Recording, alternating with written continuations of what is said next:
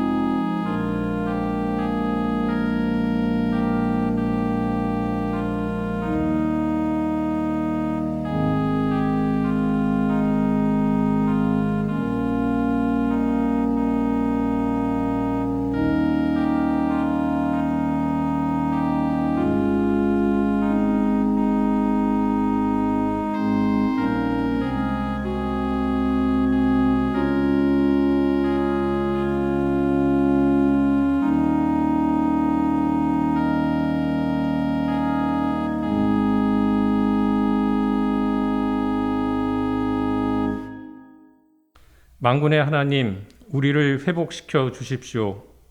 우리가 구원을 받을 수 있도록 주님의 빛나는 얼굴을 나타내어 주십시오. 아멘.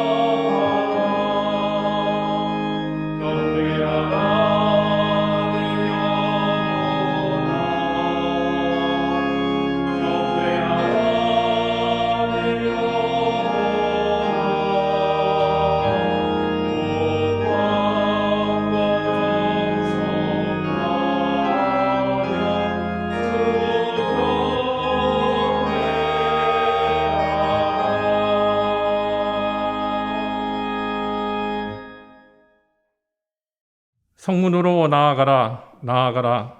백성이 올 길을 닦으라. 큰 길을 수축하고 수축하라. 돌을 제하라. 만민을 위하여 기치를 들라. 여호와께서 땅끝까지 선포하시되 너희는 딸 시온에게 이르라. 보라, 내 구원이 이르렀느니라. 보라, 상급이 그에게 있고 보응이 그 앞에 있느니라 하셨느니라. 사람들이 너를 일컬어 거룩한 백성이라. 여호와께서 구속하신 자라 하겠고 또 너를 일컬어 찾은 바 된 자요 버림받지 아니한 성읍이라 하리라. 선지자 이사야의 책에 쓴 바 광야에서 외치는 자의 소리가 있어 이르되 너희는 주의 일을 준비하라. 그의 오실 길을 곧게 하라. 모든 골짜기가 메워지고 모든 산과 작은 산이 낮아지고 굽은 것은 곧아지고 험한 길이 평탄해질 것이요 모든 육체가 하나님의 구원하심을 보리라 함과 같으니라.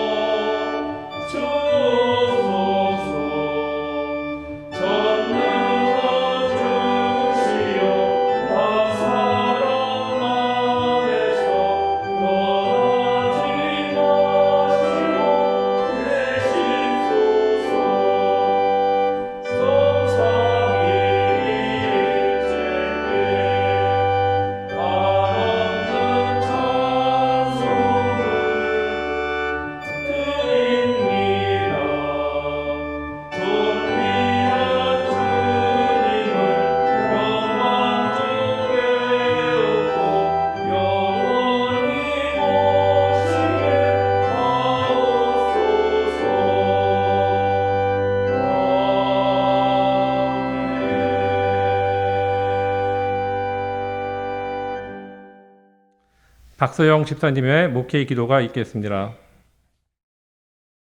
하나님, 우리의 기도를 들어주시옵소서.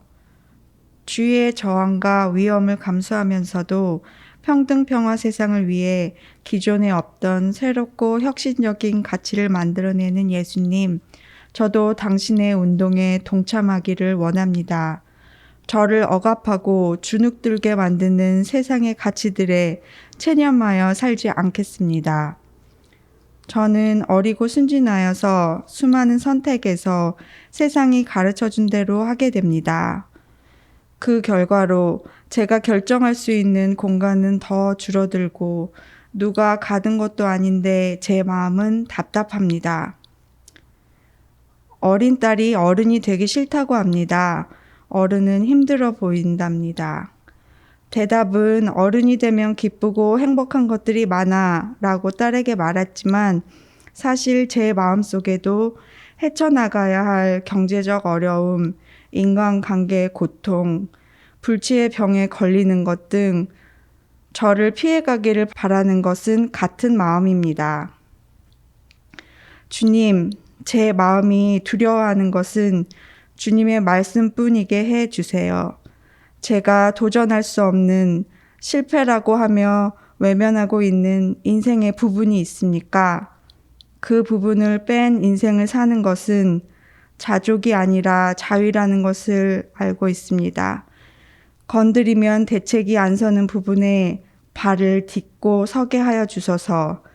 그 두려움이 없어질 만큼 그것에 대면하여 두려움이 줄어들고 마침내 당신이 자유 주실 것을 믿고 힘차게 나아가게 하소서. 살아있는 모든 세계를 위해 기도합니다. 말씀을 알고 기도하는 것에 기쁨을 누리게 하소서. 생명사랑 CR 미션 신앙훈련에 우리 교인 모두가 참여하게 하셔서 세상에서 훈련받은 군사로 위력을 발휘하게 하소서. 대선 후보들이 국민을 위한 좋은 정책을 내도록 하소서. 우리가 먹고 쓰고 편리를 위해 소모하는 지구와 지구의 생명을 생각하고 환경 캠페인에 동참하게 하소서.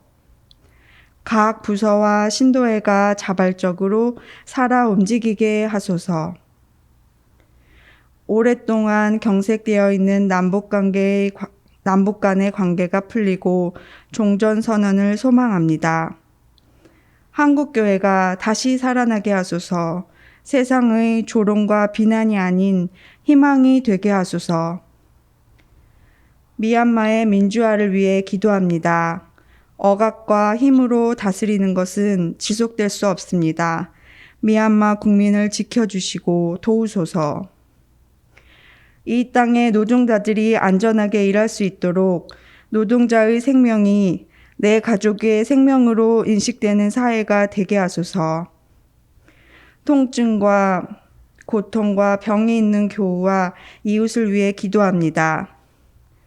몸을 사랑하고 소중하게 생각해서 잘 보살피게 하여 주시고 마음의 낙담, 원망, 두려움 등 부정적인 것은 내려놓게 하소서. 하나님, 건강을 회복시켜 주소서. 이 모든 말씀 예수님 이름으로 기도드립니다. 아멘.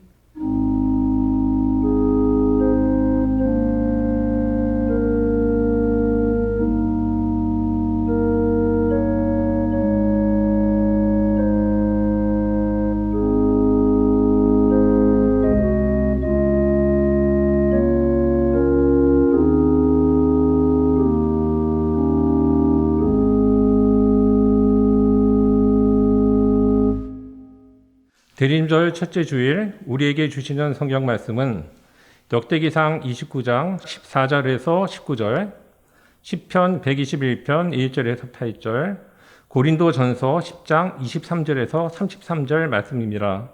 먼저 역대기상의 말씀을 한 절씩 교독하시겠습니다. 제가 무엇이며 저의 백성이 무엇이기에 우리가 이렇듯이 기쁜 마음으로 바칠 힘을 주셨습니까? 모든 것을 주님께서 주셨으므로 우리가 주님의 손에서 받은 것을 주님께 바쳤을 뿐입니다. 주님 앞에서 우리는 우리의 모든 조상처럼 나그네와 임시 거주민에 불과하며 우리가 세상에 사는 날이 마치 그림자와 같아서 의지할 곳이 없습니다. 주 우리 하나님, 우리가 주님의 거룩한 이름을 위하여 주님의 성전을 건축하려고 준비한 이 모든 물건은 주님의 손에서 받은 것이니 모두 다 주님의 것입니다. 나의 하나님, 주님께서는 사람의 마음을 헤아리시고 정직한 사람을 두고 기뻐하시는 줄을 제가 압니다. 나는 정직한 마음으로 기꺼이 이 모든 것을 바쳤습니다.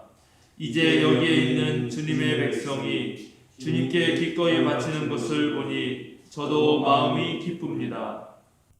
주, 우리 조상 아브라함과 이삭과 이스라엘의 하나님, 주님의 백성이 마음 가운데 품은 이러한 생각이 언제까지나 계속되도록 지켜주시고 그들의 마음이 항상 주님을 향하게 해 주십시오.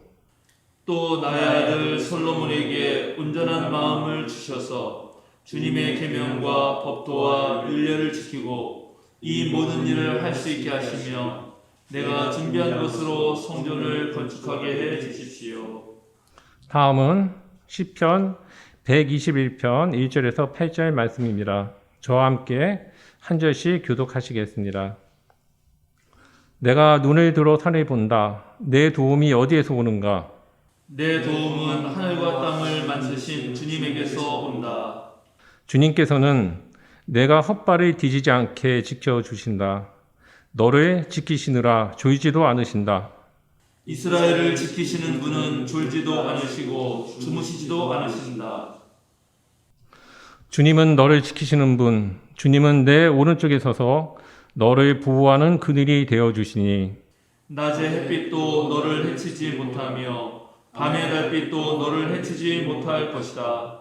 주님께서 너를 모든 재난에서 지켜주시며 내 생명을 지켜주실 것이다. 주님께서는 내가 나갈 때나 들어올 때나 이제부터 영원까지 지켜주실 것이다. 마지막으로 고린도전서 10장 23절에서 33절 말씀을 한 절씩 교독하시고 마지막 절은 함께 봉독하겠습니다. 모든 것이 다 허용된다고 사람들은 말하지만 모든 것이 다 유익한 것은 아닙니다. 모든 것이 다 허용된다고 사람들은 말하지만 모든 것이 다 덕을 세우는 것은 아닙니다. 아무도 자기의 유익을 추구하지 말고 남의 유익을 추구하십시오. 시장에서 파는 것은 양심을 위한다고 하여 그 출처를 묻지 말고 무엇이든지 다 먹으십시오. 땅과 거기에 가득 찬 것들이 다 주님의 것이기 때문입니다. 불신자들 가운데서 누가 여러분을 초대하여 거기에 가고 싶으면 여러분 앞에 차려놓은 것은 무엇이나 양심을 위한다고 하여 묻지 말고 드십시오. 그러나 어떤 사람이 이것은 제사에 올린 음식입니다 하고 여러분에게 말해주거든 그렇게 알려준 사람과 그 양심을 위해서 먹지 마십시오. 내가 여기에서 양심이라고 말하는 것은 내 양심이 아니라 다른 사람의 양심입니다. 어찌하여 내 자유가 남의 양심의 비판을 받아야 하겠습니까? 내가 감사하는 마음으로 참여하면 내가 감사하는 그 음식 때문에 비방을 받을 까닭이 어디에 있습니까? 그러므로 여러분은 먹든지 마시든지 무슨 일을 하든지 모든 것을 하나님의 영광을 위하여 하십시오. 여러분은 유대 사람에게도 그리스 사람에게도 하나님의 교회에도 걸림돌이 되지 마십시오. 나도 모든 일을 모든 사람의 마음에 들게 하려고 했습니다. 그것은 내가 내 이로움을 구하지 않고 많은 사람의 이로움을 추구하여 그들이 구원을 받게 하려는 것입니다. 장선아 집사님의 기도라는 제목으로 특성이 있겠습니다. 이어서 주님 오심을 기다리며 라는 주제로 육성한 목사님의 말씀이 있겠습니다.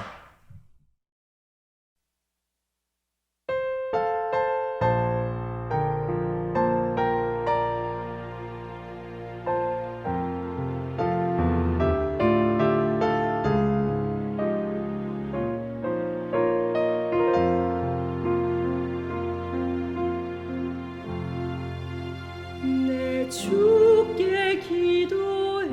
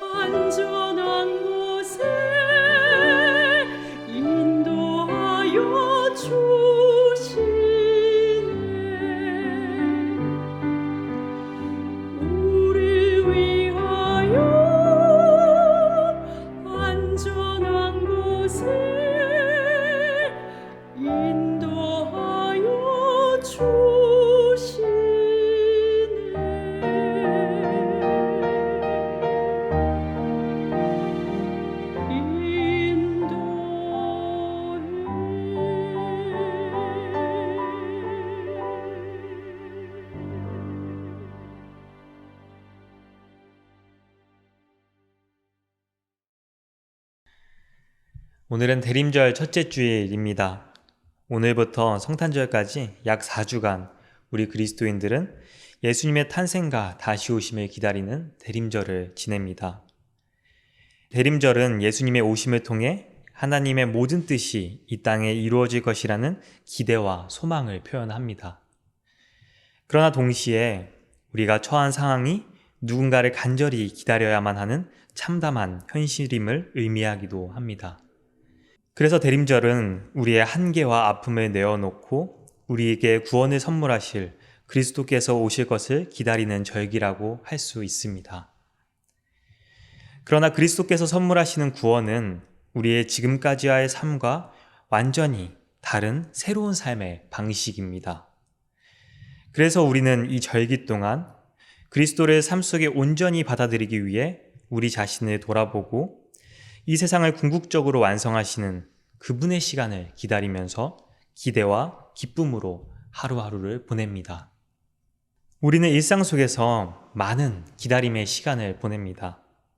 차를 마시기 위해서 물을 끓일 때도, 대중교통을 탈 때도, 누군가를 만날 때도, 식당에서 음식을 먹을 때도 우리는 항상 이렇게 기다립니다. 그러나 현대사회는 이 기다리는 시간을 줄이기 위해서 안간힘을 씁니다. 시간은 경제적 가치로 여겨지고 기다림은 시간을 허비하는 것으로 여겨지기 때문입니다. 기다림은 일상이지만 기다림은 바라는 목적을 얻기 위해 인내하고 견뎌야 하는, 그리고 그냥 거쳐야 하는, 빨리 지나갔으면 하는 그런 시간입니다. 많은 교회가 대림절의 의미를 충분히 묵상하지 않고 성탄절을 준비하는 기간 정도로만 여기곤 하는데 이것은 기다림을 줄이고자 하는 지금의 우리 사회의 인식과 다름이 아닙니다. 수화물을 찾기 위해 기다리는 시간이 너무 길다는 민원에 시달리던 한 미국의 공항이 있었습니다. 공항 측은 이 민원을 해결해 보고자 수화물을 담당하는 직원을 늘려서 2분이라는 시간을 단축합니다. 그런데 그럼에도 민원은 그치지 않습니다. 공항 관계자들은 발상에 전환을 합니다. 수화물을 찾는 곳을 오히려 6분 거리로 멀리 이동시키는 해결책을 내놓은 것입니다.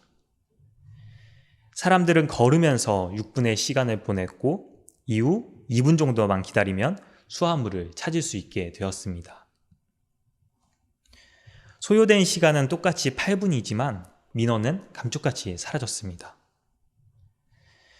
기다림의 시간을 어떻게 보내느냐에 따라서 그 시간을 의미 있게 느낄 수도 있고 지루하고 따분하고 허비하는 시간으로 경험할 수 있다는 것을 잘 보여줍니다. 우리는 지금 예수님의 탄생을 기다리는 절기에 들어섰습니다. 우리는 늘 기다림을 줄이고 싶어 하지만 모든 의미 있는 순간의 뒤에는 기다림이 존재합니다. 그리고 그 기다림을 어떻게 보내느냐에 따라 맞이하는 그 순간의 기쁨도 달라집니다. 4주간의 대림절, 기다림의 절기를 하루하루 의미 있게 보낸다면 대림절 그 자체로도 값진 시간이 될 수 있고 성탄의 기쁨도 훨씬 더 더해질 것입니다. 저는 오늘 여러분과 이 기다림의 시간을 어떻게 보내야 할지에 대해서 함께 이야기 나누고자 합니다. 교회뿐만이 아니라 세상도 기대와 설렘 그리고 기쁨으로 연말을 보냅니다. 거리 곳곳은 화려하고 낭만적인 분위기를 자아내는 장식들로 꾸며지고 각종 행사와 모임으로 거리는 붐비고 눈과 귀를 즐겁게 하는 공연들도 막을 엽니다.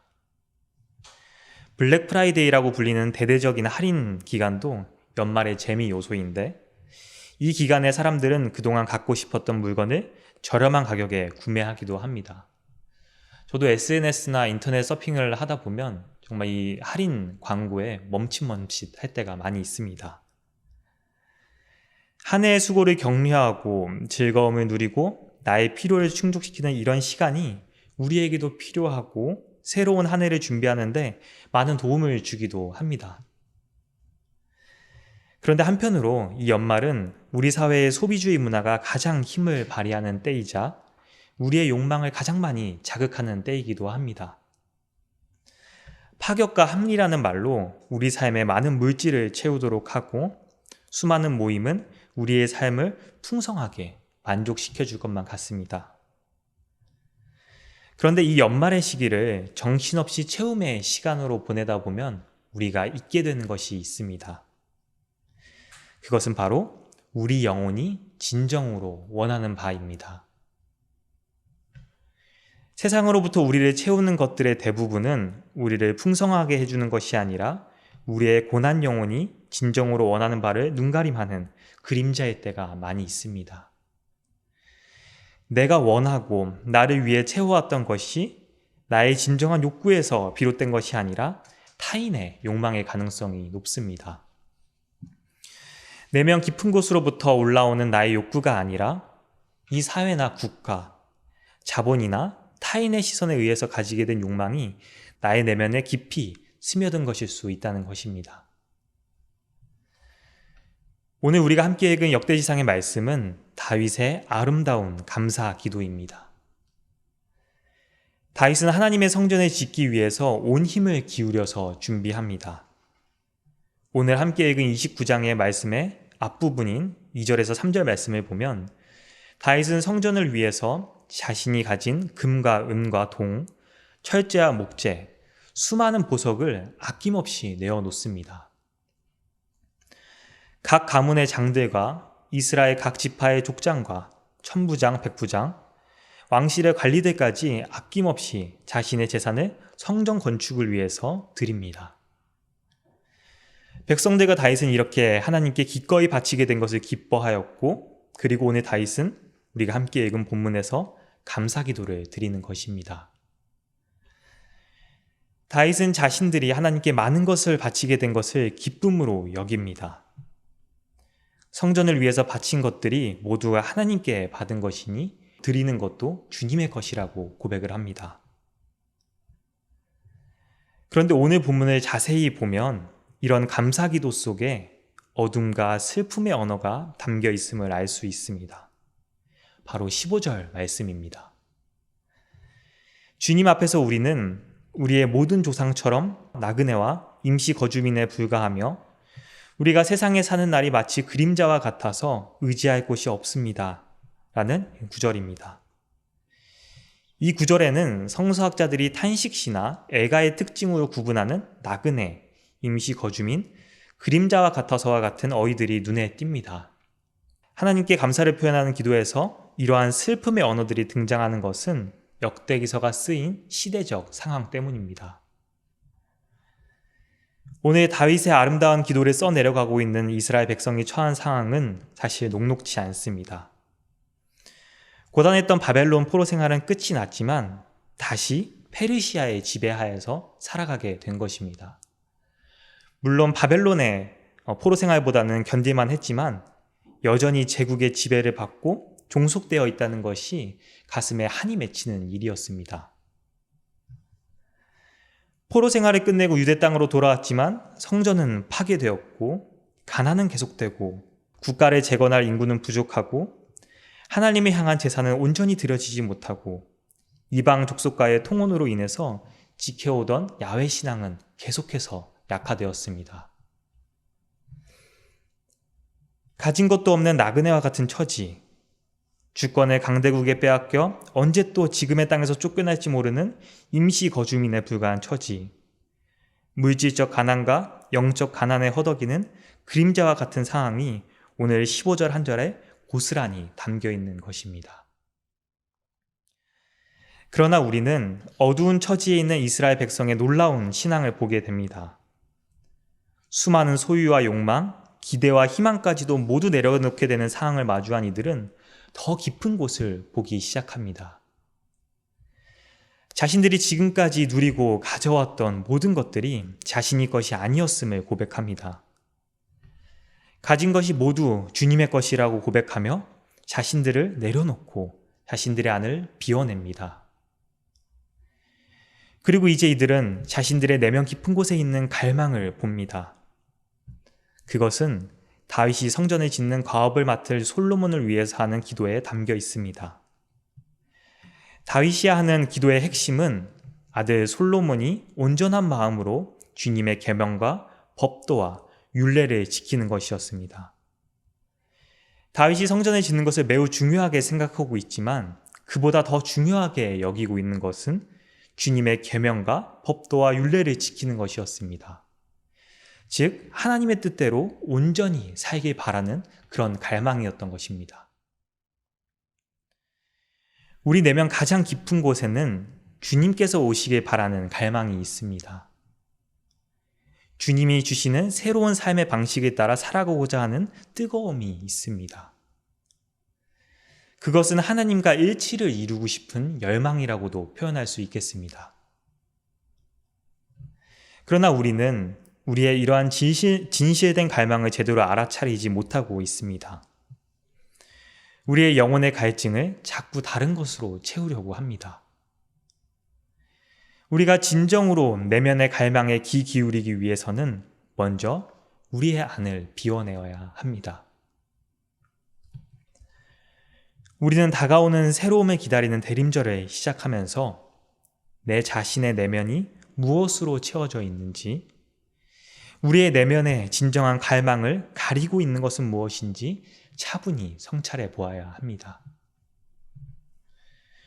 오늘 우리가 함께 읽은 고린도전서의 말씀에서 바울 사도께서도 우리 그리스도인들에게 무언가를 내려놓길 또 비워내길 원합니다. 그것은 바로 나 자신입니다. 오늘 함께 읽은 말씀에서 고린도 교회는 한 가지 문제에 봉착했습니다. 그것은 이방신에게 바쳐진 음식을 먹을 수 있는지에 대한 의견 대립이 있었던 것입니다. 그리스 로마 시대의 신전에서 베푸는 축제와 잔치는 일상에서 흔히 벌어지는 그런 행사였습니다. 신전이나 성소는 제의를 위한 장소와 대중에게도 공개되는 뜰과 여러 식당들로 구성되어 있었습니다. 고린도 교회 교인들 중에는 사회적 지위가 있는 사람들이 있었고, 그런 사람들은 그 축제가 벌어지는 장소에서 제공되는 식사 자리에 초대받을 수 있었습니다. 또 시장에 나오는 질 좋은 고기가 우상 앞에 바쳐졌던 것이 많았기 때문에 식사를 대접하는 사람들은 그러한 고기를 구매해서 잔치를 준비하는 경우가 많았습니다. 그런데 잔치에 초대받아 음식을 거절하는 일은 아주 무례한 일이었습니다. 그래서 교인들 가운데서는 이러한 우상에게 바쳐진 고기가 그냥 고기일 뿐이며 먹는 것이 신앙의 문제가 아니라고 생각하는 사람들이 있었는가 하면, 율법에 따라서 그것이 신앙을 저버리는 것으로 판단하고 거부하는 사람들도 있었습니다. 바울 사도의 기본적인 입장은 우상에게 바쳐진 고기도 먹을 수 있다는 것이었습니다. 땅에 있는 모든 것은 주님의 것인데 우상에게 바쳐진 고기가 의미가 없다는 그런 생각이었던 것입니다. 그래서 오늘 말씀처럼 시장에서 파는 것은 출처를 묻지 말고 먹고, 비그리스도인들과의 식사 자리에서도 양심의 거리낌을 느끼지 말고 먹으라고 전합니다. 그런데 바울 사도의 더 근본적인 물음은 무엇이 덕을 세우는 일이고 무엇이 다른 사람에게 유익이 되는가입니다. 바울 사도는 우상에게 바쳐진 고기를 먹는 것이 이성적으로나 신앙적으로나 아무런 문제가 되지 않는다고 생각했지만, 이 문제가 신앙적으로 걸림돌이 되는 사람이 있다면 그 사람의 신앙과 양심을 위해서 먹지 말라고 합니다. 자신의 유익이 아니라 남의 유익을 추구하라고 합니다. 자기의 권리와 자유를 제한함으로써 그 사람을 살리고자 하는 마음이었던 것입니다. 이것은 그리스도교 신앙생활의 핵심입니다. 철저하게 타자를 위해 살아가며 구원을 선물하는 삶. 이것이 예수 그리스도의 삶이자 그리스도교의 진리인 것입니다. 내 신념, 진리에 대한 확신까지도 내어놓고 나를 비워내고 오히려 약해 보이는 타자와 같이 되려고 하는 것. 이것이 바로 오늘 바울 사도가 고린도 교인들에게 부탁한 것입니다. 그러나 이것은 당시에도 지금 우리의 삶의 방식과도 반대되는 것이었습니다. 제국은 타자를 정복하고 빼앗고 약한 이들의 것을 비워버리고 그 자리에 자신이 앉고 또 그곳에 자신의 욕망을 쏟아버립니다. 남의 자리를 빼앗고 자신의 것으로 만들고 세우는 것이 제국의 질서였던 것입니다. 군사전력적으로나 경제적으로 아주 핵심적인 위치에 있었던 고린도 지역은 뺏고 빼앗기는 제국의 그런 다툼 속에서 이러한 것을 몸소 경험했던 그런 지역이었습니다. 그러나 바울 사도는 다른 사람을 죽여야 내가 사는 제국의 질서를 거부하는 것이, 오히려 약한 타자를 위해서 자신을 내어주는 것이 우리의 신앙의 핵심임을 강조합니다. 이것이야말로 세상을 구원하는 일이자 하나님께 영광이 되는 일이라고 말합니다. 타자 살인의 질서를 거부하고 나를 내려놓고 오히려 타자가 되는 일, 내 품을 내어주고 타자를 수용하는 일, 우리는 어떻게 이러한 삶을 살아낼 수 있을까요? 우리는 결코 타인이 될 수는 없습니다. 그러나 우리가 타자를 배제하고 또 타자를 밀어내고 자신이 그 자리에 앉으려고 하는 우리 사회의 풍조에 안주하지 않으려면 끊임없이 나를 비워내는 훈련을 하고 자신을 성찰해야 합니다. 우리는 대화와 경청을 통해서 이것을 훈련할 수 있을 것입니다. 우리 교회는 서로 대화를 나누는 다양한 모임들이 있습니다. 최근 목사님께서 설교에서도 언급하셨던 것처럼 청년 독서 모임, 또 최근에 시작한 성류나무회가 주관하는 사도신경 모임, 또 건사회에서 주관하는 화요기도 모임, 또 그 밖에 각 신도회에서 하는 독서 모임과 그런 모임들, 일상과 신앙을 주제로 서로 생각을 나누고 대화하는 그런 모임이 코로나19 상황에서도 온라인과 오프라인으로 쉬지 않고 계속 이루어져 왔습니다. 저는 우리 교회의 이런 대화의 자리가 자신을 내려놓는 훈련을 할 수 있는 좋은 기회가 될 수 있다고 생각합니다. 제가 종종 독서 모임이나 교육부에서 하는 대화 모임을 인도하게 될 때 가장 먼저 하는 순서는 이 모임 안에서 약속을 정하는 것입니다. 이 대화의 자리에서 내가 안전함을 느끼려면, 즉 진심을 솔직하게 이야기하려면 무엇이 필요한지 함께 나누고 지켜야 할 약속으로 정하는 것입니다. 세상에서 나누는 대화는 사실 나의 진심을 솔직하게 내어놓기보다 나를 보호하는 데 급급한 대화일 때가 많이 있습니다. 누가 내가 하는 말을 나쁘게 평가하지 않을지, 내 진심을 알아주지 않고 섣불리 판단하진 않을지, 이러한 걱정과 염려를 하면서 우리는 자신을 보호하기 위해서 화려한 말들로 나의 솔직함을 감추기도 하고, 또 나를 보호하기 위해서 상대를 향해서 날선 말들을 내뱉기도 합니다. 그런데 이 모든 것은 내가 온전히 받아들여지는 경험이 없기 때문에 벌어지는 일입니다. 나의 있는 그대로의 모습으로 타인에게 받아들여진 경험이 없기에 우리는 자꾸만 나를 감추고 다른 것으로 채우고 꾸미는 것입니다. 그러나 우리 그리스도인들의 대화는 달라야 합니다. 서로가 서로를 있는 그대로 받아들여주는, 나의 이야기만 하기 바쁜 것이 아니라 서로의 이야기를 깊이 들어주는 그런 대화, 상대의 이야기 속에서 그 사람의 아픔과 어둠을 발견하며 그를 위해서 기도하는 마음으로 경청하는 그런 대화가 되어야 합니다. 그러기 위해서 우리가 지켜야 할 것이 있습니다. 이야기하는 사람에게 온전히 귀 기울이기, 그리고 판단하거나 비난하지 않기입니다. 우리는 생각보다 다른 사람 이야기에 온전히 경청하지 못합니다. 이야기를 듣는 동안에도 수많은 판단이 올라옵니다. 자신이 가진 신념과 기준으로 사람을 재단하려고 합니다. 옳고 그름을 판단하고자 하는 욕망이 끊임없이 올라옵니다.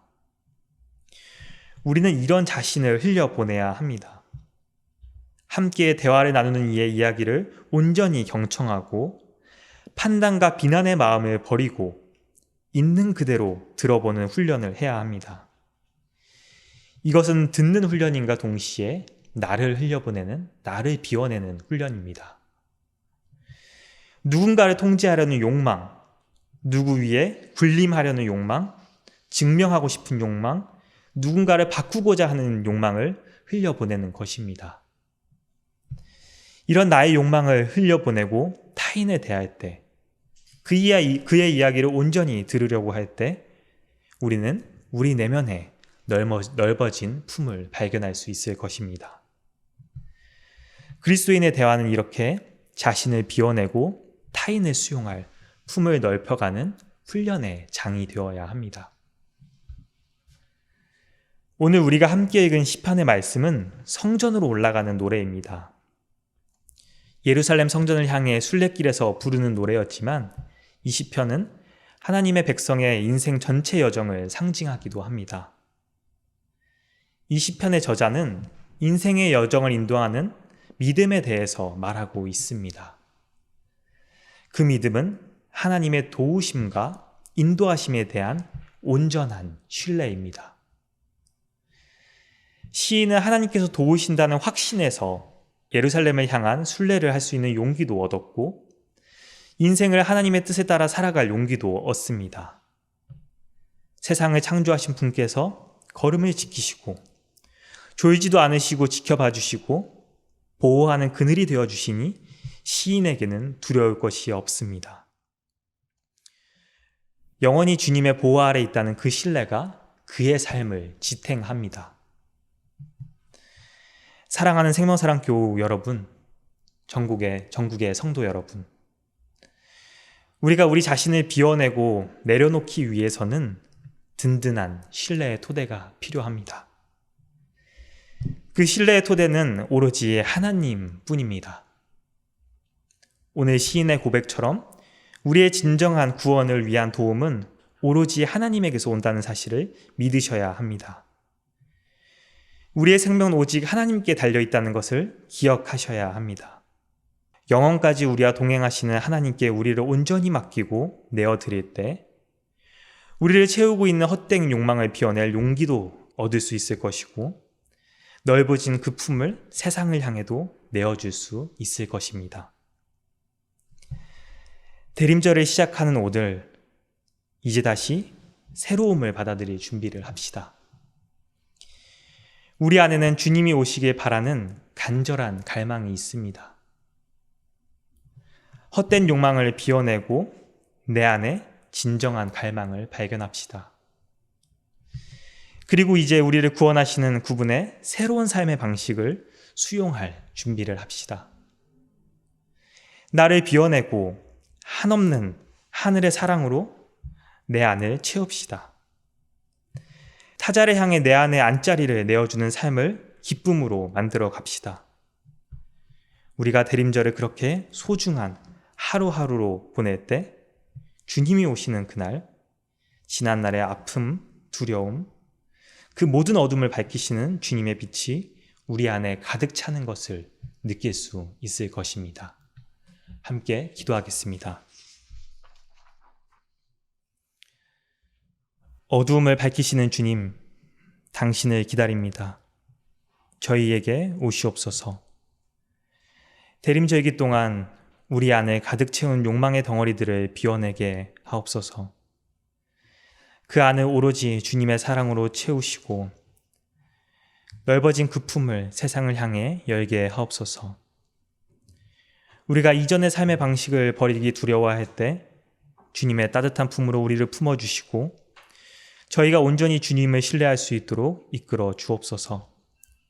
우리 주 예수 그리스도의 이름으로 기도합니다. 아멘.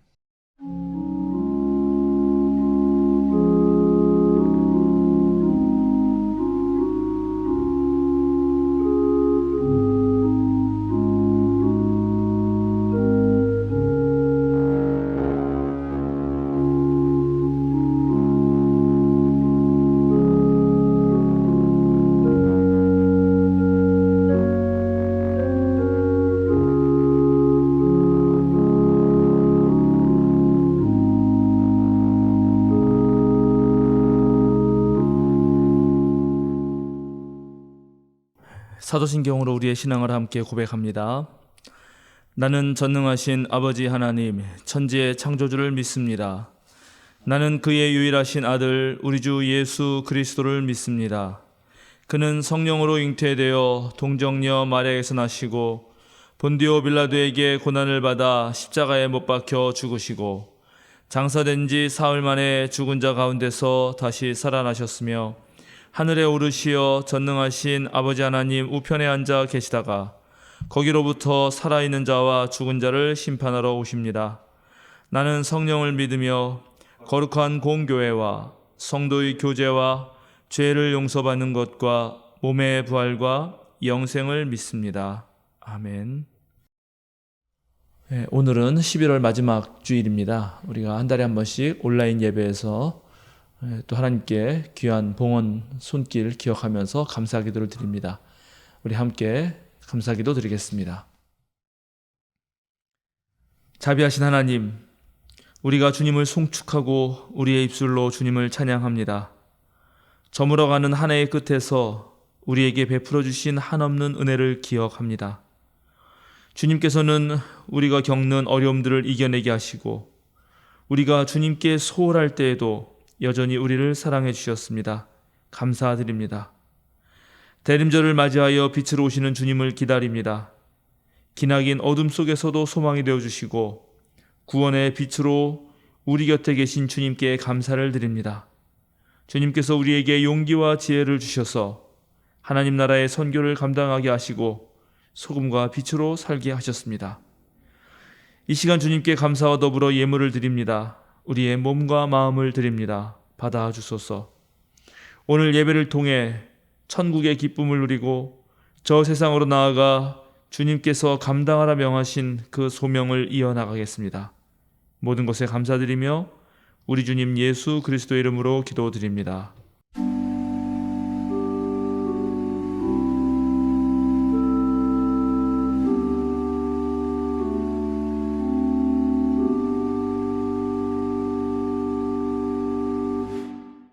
(94장) 찬양 함께 하시겠습니다.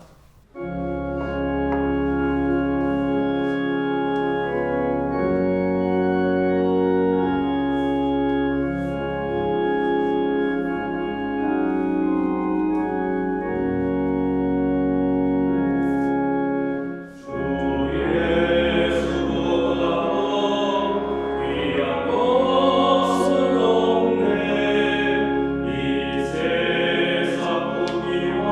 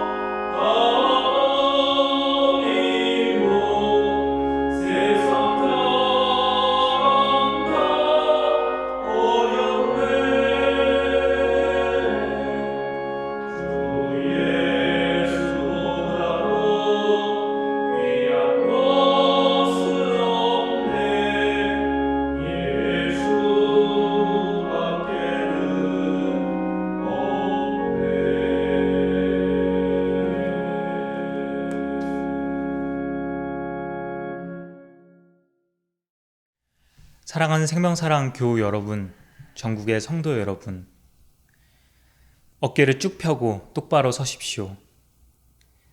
세상으로 당당하게 그리고 힘차게 걸어 나가십시오. 자유인으로 사십시오. 우리의 도움은 하나님께 있습니다. 전능하신 하나님의 품에 온전히 여러분을 맡기고 세상의 욕망, 두려움, 이기심, 그 모든 것을 비워내십시오. 그리고 세상을 향해 여러분의 품을 내어 주십시오. 축도하겠습니다. 이제는 우리 주 예수 그리스도의 은혜와 하나님의 사랑과 성령님의 거룩한 친교가 자신을 비우고 세상을 향해 품을 내어주고자 하는 생명사랑 교우들 위해 어두운 가운데서 그리스도의 오심을 간절히 기다리는 모든 이들 위해 지금부터 영원토록 함께 있기를 축원하옵나이다. 아멘.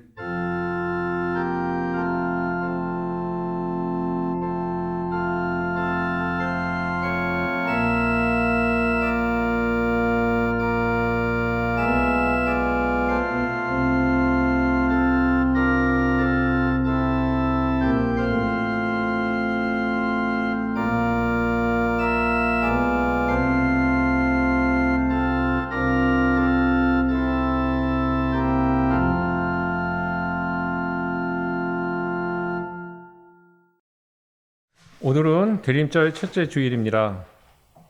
대면 예배와 온라인 예배를 병행하며 대면 예배는 금요일 저녁 7시와 주일 오전 10시에 드립니다. 주일 오전 10시에는 백신 접종자에 한하여 인원 제한 없이 참여 가능합니다. 백신 접종을 못하신 분들은 온라인 예배와 금요일 저녁 7시 예배에 참여해 주시기 바랍니다. 12월부터는 예배 시간이 변경될 수 있습니다. 오늘 목회운영위원회에서 결정되는 대로 공지하겠습니다. 오늘부터 매일 오전 사도행전을 본문으로 하여 대림절 아침 묵상을 보내드립니다.